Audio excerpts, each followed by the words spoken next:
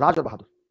देखिए x plus y plus z बराबर zero, then what the value of ये। तो मैंने क्या किया कि किसी एक वेरिएबल को जीरो करने की कोशिश करते हैं, तो आपने कहा जेड को कर लो। अगर जेड को करूंगा तो x माइनस वाई के बराबर होगा, दिख रहा है या नहीं है?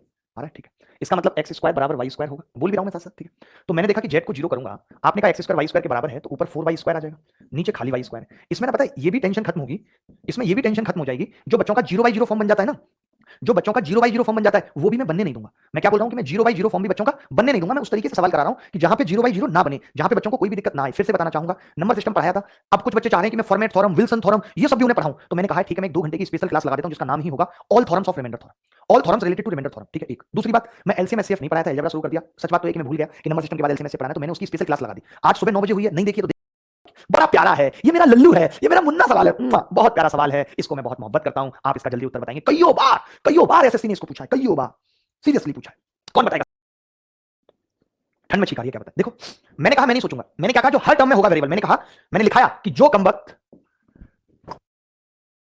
जो आवाज आ रही है देखना, जो कम वक्त वेरिएबल, देखिए कम वक्त कोई गाली नहीं, कम वक्त का मतलब जिसके पास वक्त कम है, जिसके पास वक्त कम है तो उसको जीरो कर दो बस। जो कम वक्त वेरिएबल हर टर्म में होगा, फिर से लिखा दिया बात, हर टर्म में होगा, उसको जीरो करना है।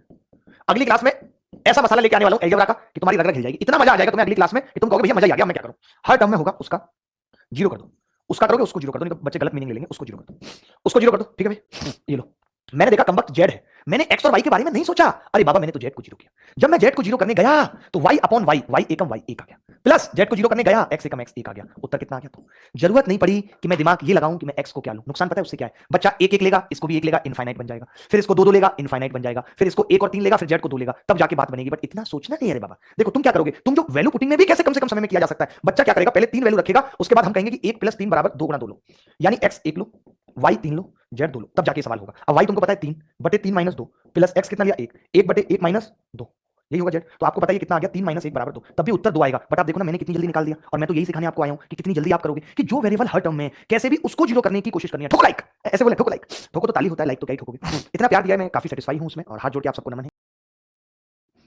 x + y = 2z, then what is the value of y upon y minus z, z upon x minus z क्या होगा? तो मैंने फिर देखा क्या, z हट गया, z को मैंने खत्म कर दिया, हट गया, भाग गया, ठीक है। तो आपने देखा y अपॉन y यानी 1, z अपॉन x, जब मैंने z को जीरो कर दिया तो ये भी खत्म। इसका तो उत्तर ही 1 आ गया। ये तो और ज्यादा सरल हो गया, ये बेचारा और ज्यादा सरल हो गया।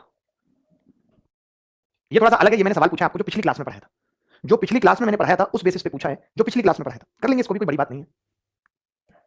बोलो, चिट्ठी न कोई संदेश, जहां वैकेंसी चली गई। देखो हमने कहा एक इक्वेशन 2 वेरिएबल, हमारा काम सिर्फ इतना था कि हमें क्यू को जीरो करना था। हमने क्यू को जीरो कर लिया। जब हमने क्यू को जीरो किया तो हमारा सवाल रह गया 1 - p² = √3/2। हमने स्क्वायर कर दिया, 1 - p² = 3/4। तो हमने पाया कि p² कितना आ गया 1/4, यानी p कितना आ गया 1/2। यही आ गया, यही आ गया भाई। हमने कहा कि अगर आप क्यू को जीरो कर रहे हो तो ये खत्म और ये खत्म, दोनों खत्म हो गया। तो ये कितना आया √2 है, और p ये पूरे पे अंडर रूट है, ध्यान रखना। तो बाहर निकल के आ जाएगा p प्लस √2 है और बाहर निकल के आ जाएगा p, यानी कि ये आ गया 2p √2। p को मैंने 1/2 रख दिया, p को अगर मैंने 1/2 रख दिया तो 2 × 1/2 और इंटू √2, 2 से 2 कट गया, कितना आ गया √2। यही सवाल का उत्तर, यही सवाल का पीडीएफ कहां से मिलेगा? पीडीएफ मिलेगा टेलीग्राम से, लिंक डिस्क्रिप्शन में है टेलीग्राम चैनल का।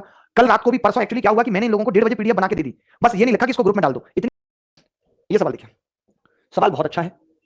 अब देखिए वैल्यू कैसे पुट करेंगे। अब आपको समझ में आएगा इस सवाल से कि कब वैल्यू जीरो नहीं रखनी, कब वैल्यू जीरो नहीं रखनी, आपको पता चलेगा। सवाल क्या है, ab + bc + ca = 0, then the value of, क्या रखनी है फिर वैल्यू, क्या रखनी है। आज मैं आपको यहाँ पे एक चीज और समझाऊंगा। एक लड़का फिर से वही बात कह रहा है कि 5000 लौंडे चाहिए, मैं जल नहीं पीऊंगा, जबकि ऐसा कुछ नहीं है। ऐसा कुछ नहीं है कि मैं जल नहीं पीऊंगा, मैं जल भी पीऊंगा, मैं चाय भी पीऊंगा, मैं सब कुछ पीऊंगा, ठीक है। मतलब मैं प्यासा मर जाऊं, लौंडे नहीं है तो बताओ। जो लड़के क्लास में 5000 लौंडे ना होने पर जल नहीं पी रहे, मुझे हंस रहा हूं। देखिए बहुत ध्यान से समझना। एक तो आज आपको एक बात समझाता हूं, बहुत प्यारी बात। एक बात बहुत ध्यान से समझना, मॉड्यूलेशन ऑफ वैल्यूज क्या है, ये समझना। मॉड्यूलेशन ऑफ वैल्यूज क्या है, ये चीज आपको बहुत फायदा करेगी। प्लीज हेडिंग लगा लो, मॉड्यूलेशन ऑफ वैल्यूज क्या है। वैल्यूज का मॉड्यूलेशन कैसे कर सकते हैं, जैसे कब कर सकते हैं? पहली बात तो ये तभी होगा जब इक्वेशन बराबर जीरो होगी। इक्वेशन बराबर जीरो होगी, वैल्यूज का मॉड्यूलेशन केवल तभी होगा। कैसे होगा ये समझने वाली बात है। जैसे मैंने लिखा a + b + c = 0, तो एक लड़का बोला कि आप a का मान 1, b का 1 और c का -2 मान लो। मैंने कहा a का 1, b का 1 और c का -2 मान लो, सही है। अब कोई कहे कि मैं ये वैल्यू नहीं लेना चाहता, कुछ और लेना चाहता हूं, तो हम वैल्यूज का मॉड्यूलेशन कर सकते हैं। कैसे? मैंने कहा इसको 2 से गुणा कर लो चाहे 3 से। a का कितना आ गया 2, b का 2 और c का -4। अब आप चेक करो कि इसमें सेटिस्फाई कर रहा है या नहीं। This is called modulation of values. यानी अगर किसी इक्वेशन के बराबर में जीरो है तो हम वैल्यूज को किसी भी संख्या से गुणा कर सकते हैं ताकि वो आसान बन जाए। आप कहेंगे समझ में आई नहीं बात कि आप आसान बनाना क्यों चाहते हो, आसान तो ये भी थी, आसान तो ये भी है, क्यों बनाना चाहते हो आसान? तो मैंने कहा ये मैं एग्जांपल से समझाऊंगा, आप खुद कहोगे हां जी बात तो एकदम सही है। इसका स्क्रीनशॉट लो, फिर बता रहा हूं एग्जांपल से। इसका स्क्रीनशॉट लो, लाइट फूकने में बहुत ज्यादा देर नहीं है, 3 हीटर चल रहे हैं, सच बता रहा हूं मैं। इसको कम पे कर दो, मेरी मानो, मैं तो झेल लूंगा ठंड। लाइट चलेगी तो बच्चों को पढ़ा नहीं पाएंगे हम। देखो भाई मैं इस बात को एग्जांपल से समझा रहा हूं। जैसे एक बच्चे ने क्या करा, बच्चा बोला कि जी मैं सी को जीरो कर रहा हूं। अगर आप इस सवाल में सी को जीरो करोगे, ध्यान से सुनो मेरी बात, अगर इस सवाल में तुम सी को जीरो करोगे तो ए भी जीरो आ जाएगा और बी भी जीरो आ जाएगा नहीं, क्योंकि ए भी बराबर जीरो। फिर ये 1/0 सारा कुछ इनफाइनाइट बन जाएगा, यानी जीरो तो किसी को नहीं कर सकते। ये बात तय हो गई कि हम जीरो किसी को नहीं कर सकते। बोलो भाई, ये बात तय हो गई कि नहीं? तय हो गई। फिर क्या करेंगे? तो मैंने कहा ऐसा करो, एक इक्वेशन है, दो वेरिएबल है, आप बी और सी को वन मान लो, बी और सी दोनों को वन मान लो। भाई दो को ही मान सकता हूं, एक इक्वेशन है, तीन वेरिएबल है, दो एक्स्ट्रा है, तो वन मान सकता हूं। मैंने मान लिया वन। सर ट्रेन का चैप्टर करा दो, कराऊंगा बेटा, सारे चैप्टर लाइन से कराऊंगा। अब ए टू जेड क्वांट पढ़ा रहा हूं तो कुछ छोड़ूंगा थोड़ी, सब कुछ पढ़ाऊंगा, परेशान क्यों हो रहे हो? देखो, अब मैंने जब बी और सी को वन वन रखा यहाँ पे, तो ये आ गया ए प्लस वन प्लस ए बराबर जीरो। अब बच्चा कहेगा यार आपने सही बताया था, अब हमें लग रहा है कि मॉड्यूलेशन की जरूरत है, क्योंकि ए का मान -1/2 आ गया। अब बच्चा कहेगा यार मैं क्या करूं, मैं तो बड़ा गंदा मान आया इसका, करूं तो करूं क्या? तो मैंने कहा बेटा क्या आया है? तो बच्चा बोला जी ए आया -1/2 और बी और सी दोनों वन है।